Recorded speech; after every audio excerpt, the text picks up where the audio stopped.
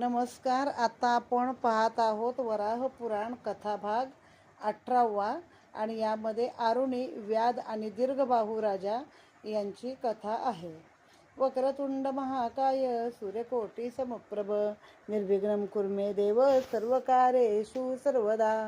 शांताकारं भुजगशयनं पद्मनाभं सुरेशं विश्वाधारं गगनसदृशं मेघवर्णं शुभांगं लक्ष्मीकान्तं कमलनयनं योगिविज्ञानगम्यं वन्दे विष्णुभवभयहारं सर्वलोकैकनाथं वन्दे वाराहरूपिणं. आता आपण ही कथा ऐकूया. एकदा पृथ्वीने भगवान वराहांना विचारले, भगवन, आपण सर्व प्राण्यांचे सृजन करता. मी आपला उपासना विधी समजावून घेऊ इच्छिते. आपली उपासना कशी करावी? कारण पृथ्वीला एक वाराही नाव आहे. काही ठिकाणी अशी कथा आहे की पृथ्वीला त्याने आणली ना सोंडेवर पकडून, तर ती त्याची पण एक प्रकारे पत्नी आहे. आणि हो, विष्णूची पत्नी पृथ्वीला मानलंच जातं. तेव्हा वराह पृथ्वीस म्हणाले, देवी, मी भावानं वशीभूत होतो. प्रचुर धन, जपतपादी, अन्य उपासना यांनी नाही. अहिंसा, सत्यभाषण, चोरी न करणे आणि ब्रह्मचर्याचे पालन या मानसिक व्रतांना मी महत्त्व देतो. दिवसा एकदाच भोजन करावं, वेदांचा अभ्यास करावा, विष्णूचं नामसंकीर्तन करावं, गाणं करावं, चहाडी करू नये, चांगलं मधुर भाषण करावं, कोणाच्या पण हितासंबंधीचं भाषण करावं, सर्वांचं हित जपावं, चिंतावं, धर्माची आस्था राखावी, धर्मयुक्त बोलावं, ही वाणीची उत्तम व्रत आहेत. मग त्याने काय सांगितलं, कुठलं जपतप अनुष्ठान नको, तर हे सारं जो करील त्या व्यक्तीला मी भावनेनं वश होतो. आपण म्हणतोच ना, देवभावाचा भुकेला म्हणून. वराहानी यासंबंधी पृथ्वीला एक प्राचीन आख्यान सांगितले. पूर्वकल्पात आरुणी नावाचा एक विख्यात महान तपस्वी असा ब्राह्मण पुत्र होता. तो एकदा कोणत्या तरी हेतूने तप करण्यासाठी वनात गेला. तेथे तो उपवासपूर्वक तप करू लागला. देविका नदीच्या सुंदर तटावर आपला आश्रम बनविला. एकदा हा ब्राह्मण स्नान करण्यासाठी त्या नदीच्या तटावर गेला. स्नान करून तो जप करीत असता त्याने समोरून एक भयंकर व्याध येताना पाहिला. त्याच्या हातात मोठे धनुष्य होते. त्याचे डोळे मोठे क्रूर होते.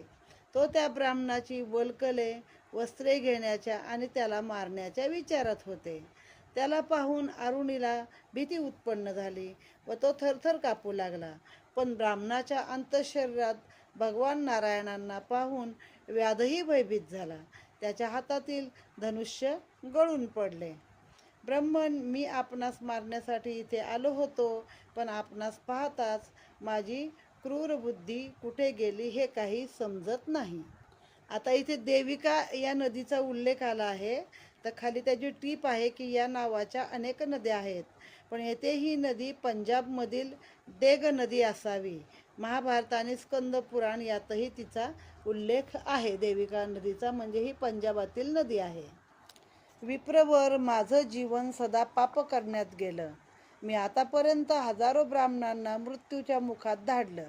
प्रायम 10,000 साध्वी स्त्रियांचा मी अंत केला आहे. ब्राह्मणांची हत्या करणारा मी, आता मला कोणती गती प्राप्त होणार? पण का मारायचं बाबा? कुठल्याच जीवाला का मारायचं? आणि ब्राह्मणांना तरी का मारायचं? कारण तेव्हा पण बघा, ब्रह्महत्या हे पापच दिलं एक. म्हणजे लोक ब्रह्महत्या तेव्हा करत होते आणि मग ते पाप नष्ट होत नाही ब्रह्महत्येचं. असं होतं तसं होतं, त्यासाठी काय केलं पाहिजे हे पुढचे उपाय दिले आहेत.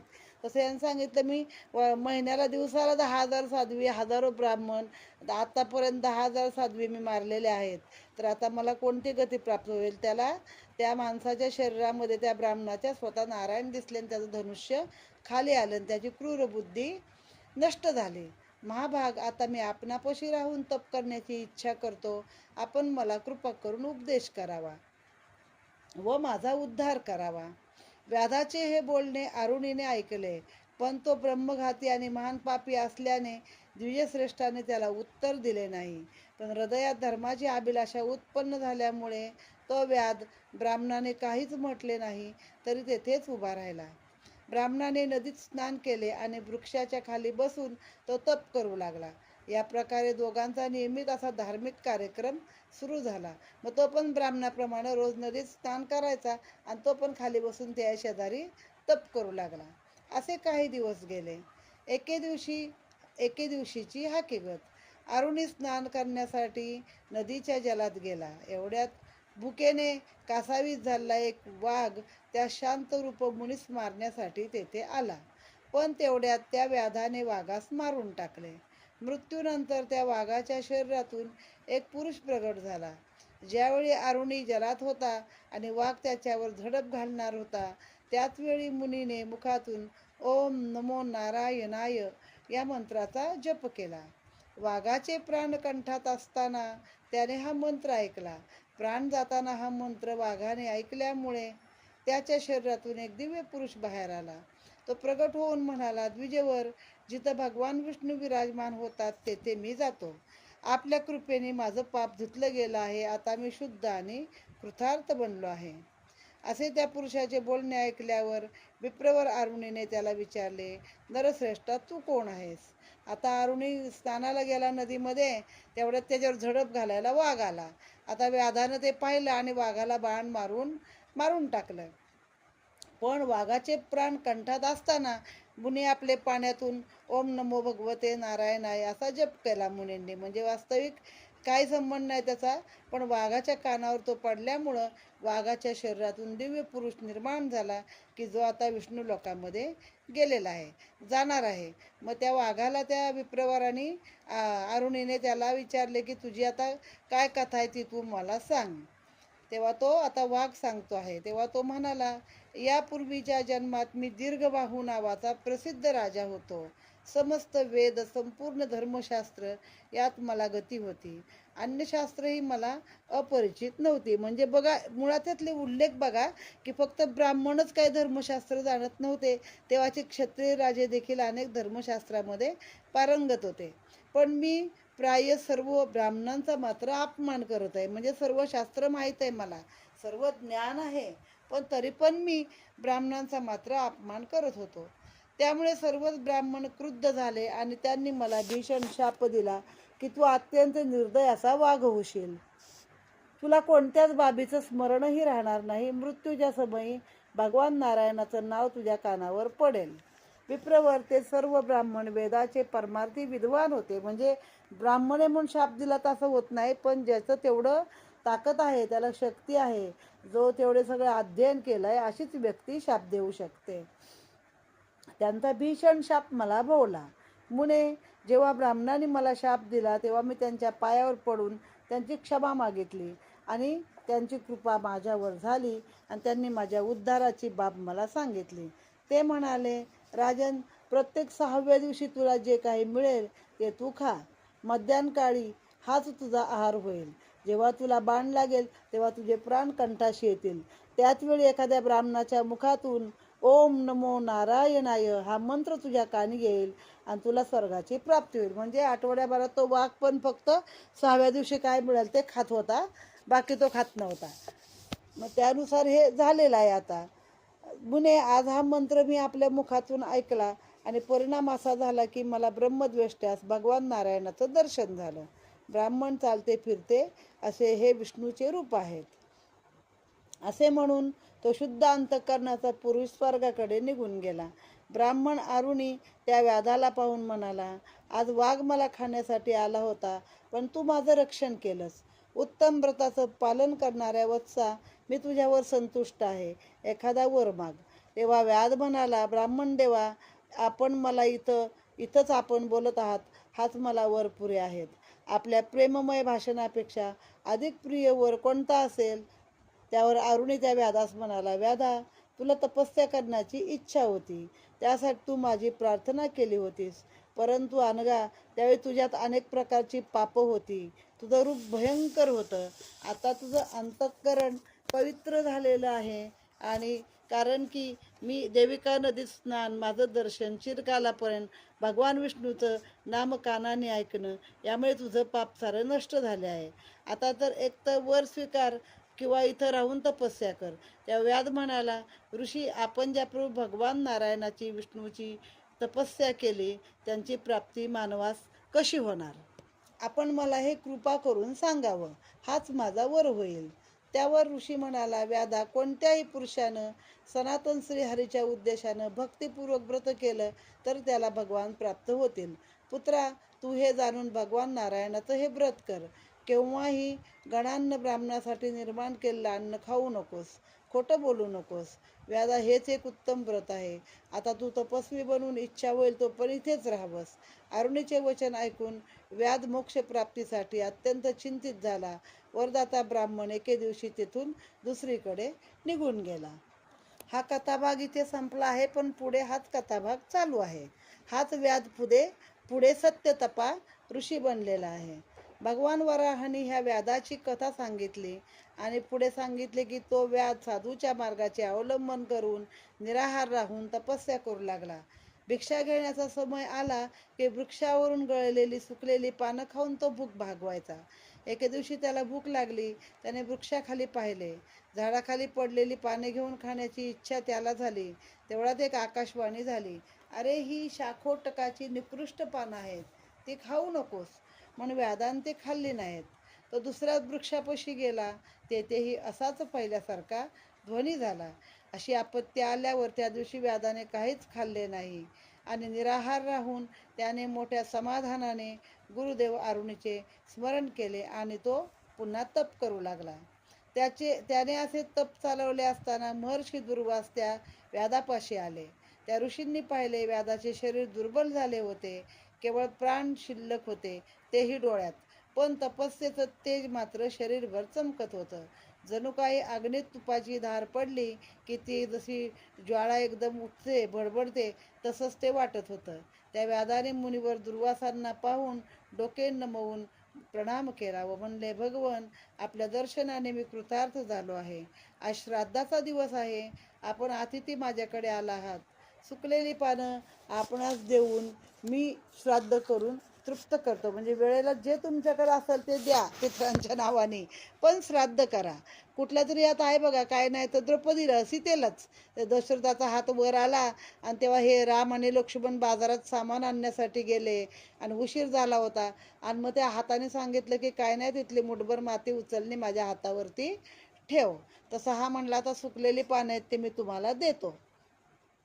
तेव्हा मुनी व्याधास म्हणाले, ठीक आहे, तू अतिथीस गहू यव आदी अन्नधान्याचं समर्पण कर.